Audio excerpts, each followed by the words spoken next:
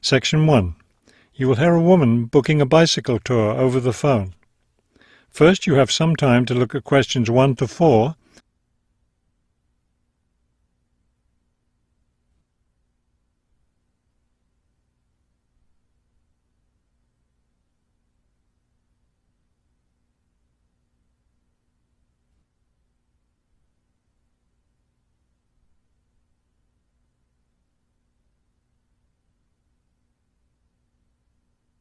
You will see that there is an example that has been done for you. On this occasion only, the conversation relating to this will be played first. Global Bicycle Tours, may I help you? Yes, thank you. I'd like to sign up for a bicycle tour. The man answers the phone. Global Bicycle Tours. So the word global has been written at the top of the form. Now we shall begin. You should answer the questions as you listen, because you will not hear the recording a second time. Listen carefully and answer questions 1 to 4. Global Bicycle Tours, may I help you? Yes, thank you. I'd like to sign up for a bicycle tour. Which tour were you interested in? We have the River Valley Tour coming up in June and the Mountain Tour in July. The River Valley tour is in June. I thought it was in May. It actually takes place the first week of June. Oh, I see. Well, I can still do that. The River Valley tour is the one I want. Splendid. Just let me take your information. May I have your name, please? Carla Schmidt. That's Carla with a K, not a C. K-A-R-L-A. Thank you, Ms. Schmidt. Address? Do you need a street address, or can I give you my post office box? A post office box is fine. It's P.O. Box 257, Manchester. Thank you. Okay, next. Will you be bringing your own bicycle, or do you want to rent one from us? I'll bring my own. Excellent. Now, we provide all the meals, so we need to know if you have any dietary restrictions. I don't think so. What do you mean? I mean, if there's any food you can't eat. Some people have food allergies or are vegetarian or have to avoid dairy products, things like that. Oh, I see. Well, yes, I'm a vegetarian. I never eat meat.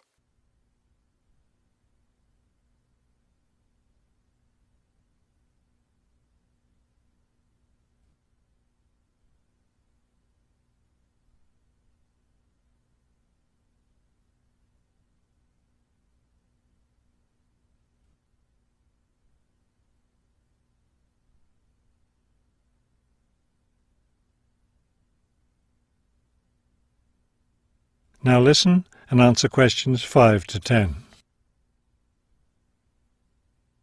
All right, I'll make a note of that. Now, the total cost of the tour is $750. That much? The price includes everything. Food, hotel, transportation, everything.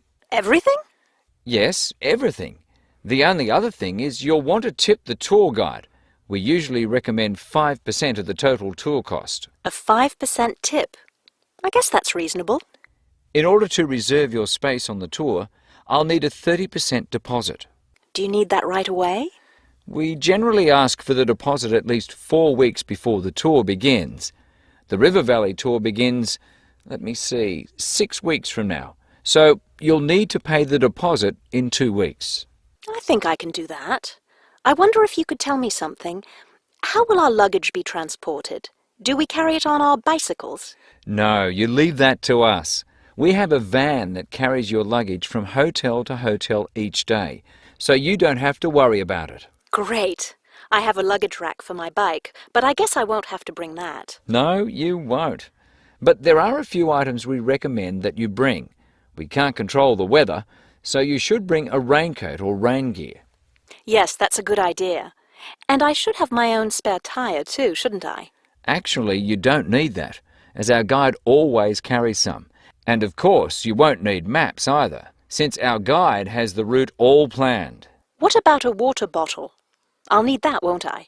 Yes, you should definitely have a water bottle. A camera would be a good idea too, since that tour goes through some very scenic areas. I have a guidebook of that area. I wonder if I should bring it along. We don't recommend guidebooks. It would just be extra weight, and the tour guide knows a great deal about the area. Yes, I see. Is there anything else I need to know? I think we've covered the important points. I'll send you a tour brochure, and you can call again if you have any questions. Thank you very much. That is the end of section 1. You now have half a minute to check your answers.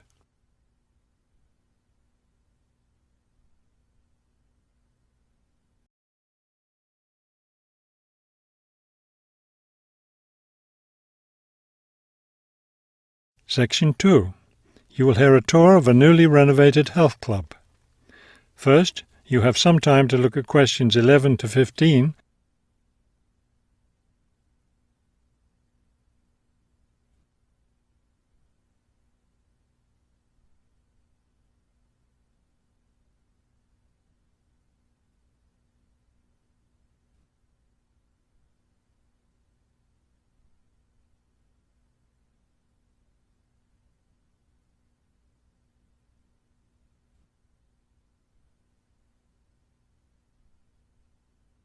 As you listen to the first part of the talk, answer questions 11 to 15.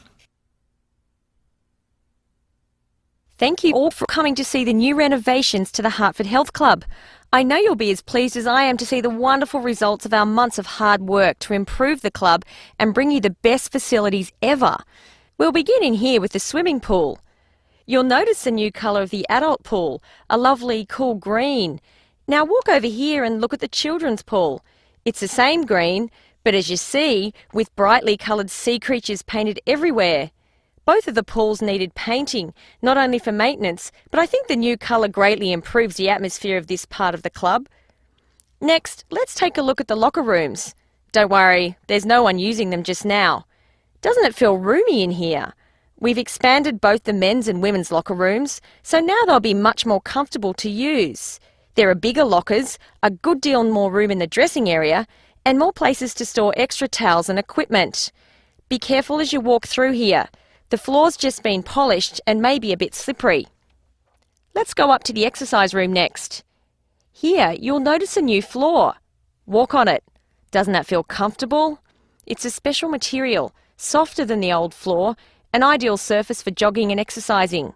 They had to move all the exercise equipment out while they were working on the floor, but don't worry, it will be brought back in before the end of today.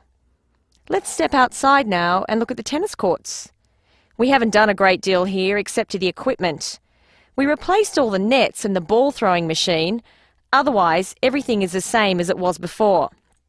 Let's walk down this hallway, and here we are at the club store in its new location.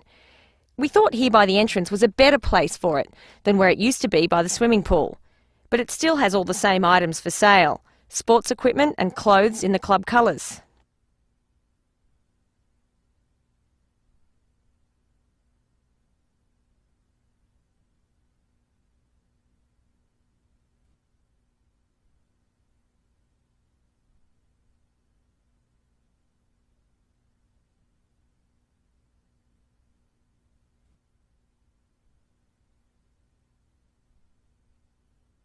Now listen and answer questions 16 to 20.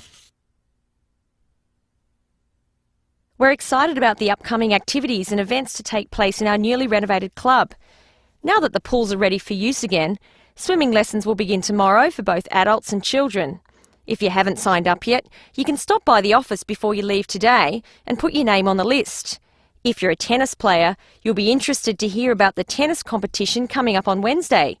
Players from different clubs all over the region will be participating. If you'd like to watch the event, tickets are available in the office. Also, I want to be sure you all know you're invited to our club party coming up next weekend. We're celebrating the completion of the renovation work, and we have a lot to celebrate. The entire renovation project was finished in just 9 months. That's 3 months less than the 12 months we'd originally planned on. We're proud of that, and proud that we came in under budget too. Because we've had such good results with this project, we're already planning the next one. We already have 2 indoor pools, and next year we plan to install an outdoor pool right next to the tennis courts. Details of these plans will be made available to all club members soon. All right, I think we've covered just about everything. Are there any questions? That is the end of section 2. You now have half a minute to check your answers.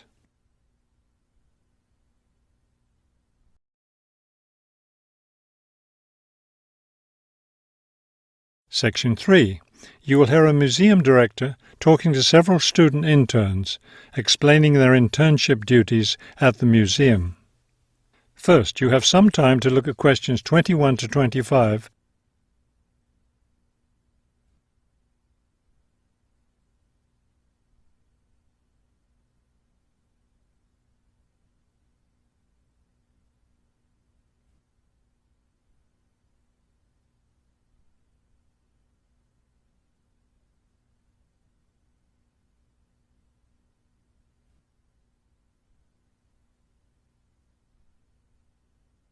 As you listen to the first part of the conversation, answer questions 21 to 25.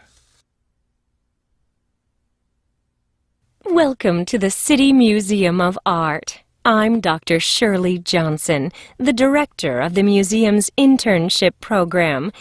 Today, I'll be giving you an orientation to the museum and our museum administrator's internship program. Will we get a chance to tour the museum today? Yes, we'll start right now with a tour of the building. We'll skip the basement. Most of that part of the building is devoted to art conservation, which won't be part of your internship. Let's begin here on the ground floor with the museum offices. I guess this is where we'll be spending most of our time, helping with the office work. You'll spend some time working in here so you can learn what the administrative duties involve. But you'll also get a chance to experience all aspects of museum work. This room in here is the Museum Tours office. I'm interested in that. I'd really like to help out with the tours. That's great, because you'll all have a chance to lead some tours, and maybe even to develop a tour of your own, too.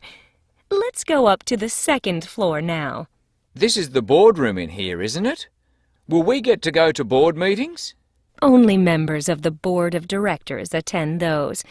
Now, back here behind the galleries are the classrooms. You're all welcome to attend any class you want at no charge. But we won't be teaching any, will we? No, the staff of the education department is responsible for that. Let's move up to the third floor now and the research department. Each of you will spend some time working in here. Great. I'd like to help with the research. We're working on some very interesting research projects right now. Also, as an extension of your research work, you'll probably contribute to some of the museum's brochures. I'm looking forward to that. I like writing about art. Another thing I've been hoping to be able to do is meet some artists. You're in luck then. We've planned a reception for the first day of your internship, and you'll have the chance to meet several local artists then.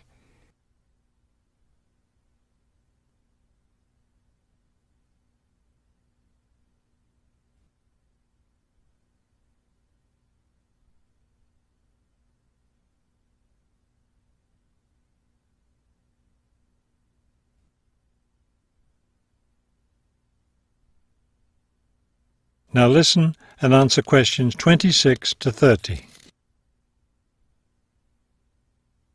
Could you give us a little background of the museum?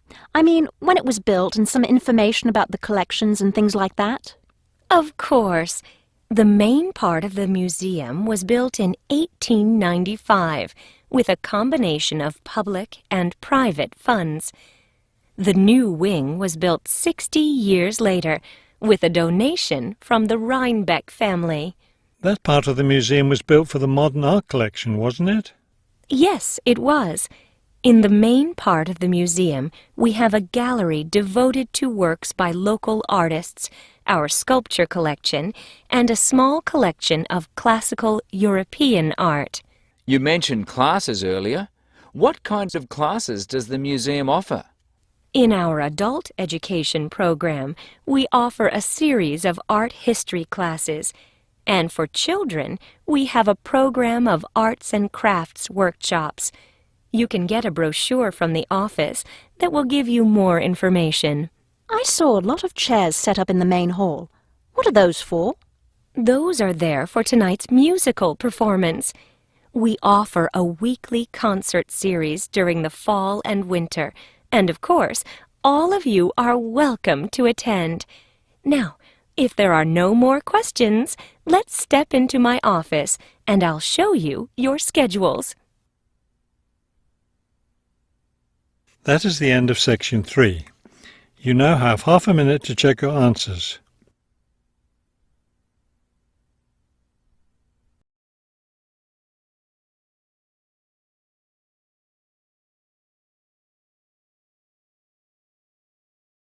Section 4. You will hear a lecture about the history of the tomato. First, you have some time to look at questions 31 to 35.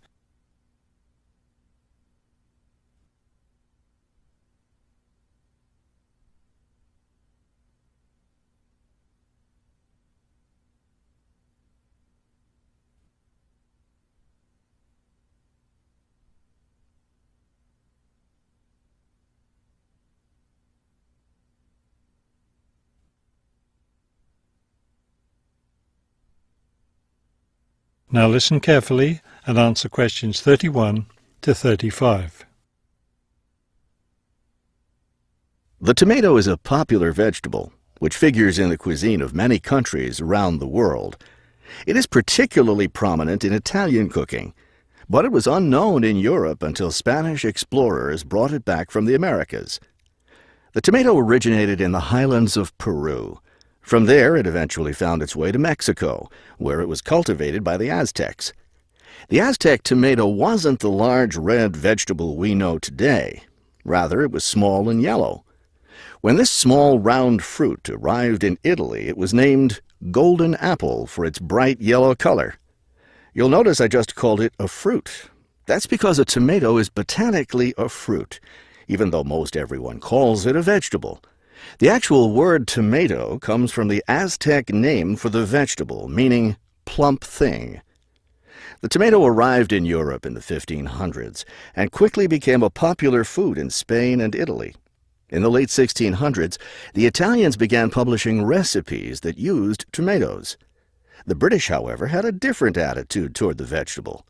It was grown as an ornamental plant in Britain in the 1600s, but it wasn't eaten, because it was thought to be poisonous.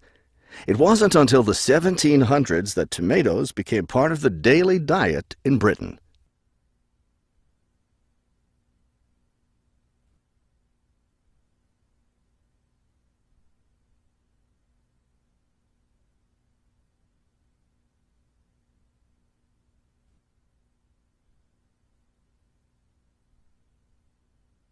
Now listen carefully and answer questions 36 to 40. In the United States, tomatoes were also used as ornamental plants rather than as food for a long time. This attitude began to change in the 1800s. In 1806, a gardener's calendar mentioned that tomatoes could be used to improve the flavor of soups and other foods. Thomas Jefferson did much to enhance the tomato's reputation as a food. He first served tomatoes to visitors at his home in Virginia in 1809. Then in 1820, a man named Robert Gibbon Johnson decided it was time to discard once and for all the idea that tomatoes were poisonous. To prove his point, he ate 1 kilo of ripe red tomatoes in public. 2,000 people gathered to watch this feat, which took place on the steps of the courthouse in Salem, Massachusetts. Amazingly enough, Johnson survived this stunt. The popularity of the tomato as a food began growing rapidly. Soon people all around the country were eating tomatoes. By the 1830s, American newspapers and magazines were publishing thousands of tomato recipes. However, all those recipes involved using tomatoes in some cooked form. Tomato salads and sandwiches were still unknown. It wasn't until a century later, in the 1930s, that it became popular for people to eat raw tomatoes. That is the end of section 4. You now have half a minute to check your answers.